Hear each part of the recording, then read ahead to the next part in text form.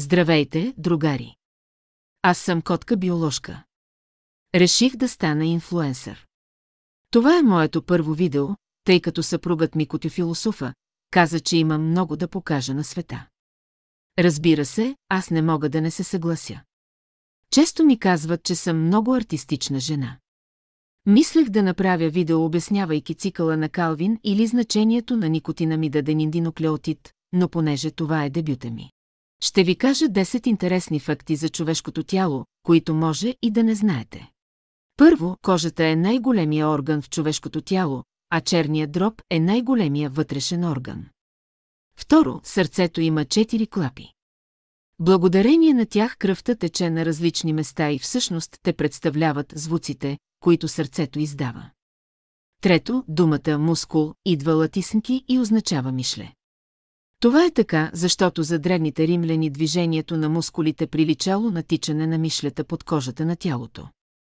Четвърто, храната, която вие човеците приемате, може да престоява в тялото ви между 18 и 30 часа. Пето, Homo sapiens, някога искал ли си да кажеш здравей на 100 трилиона клетки?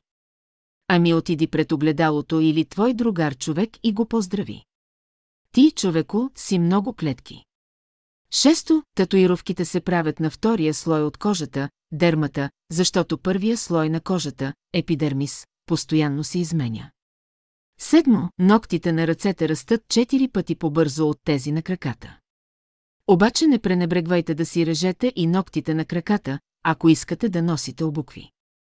Осмо, стомашната киселина може да разтвори бръснарски нощчета, но не го тествайте. Девето, емайлът, външният слой на зъбите, е най-твърдото вещество в човешкото тяло. Нали знаете шегата, какво каза кариесът на емайла? Ти си толкова здрав, че направо ме дръзниш. Хахък. Десето, яйцеклетката е най-голямата клетка в човешкото тяло. Може да се види с просто око. А най-малката клетка в човешкото тяло е сперматозоида. Нищо не е случайно в този свят. Това беше от вашата умница, котка биоложка. Пожелавам ви да сте здрави колкото емайла и да сте научили нещо ново. Някаква ползва от тези социални медии. Айде, чао!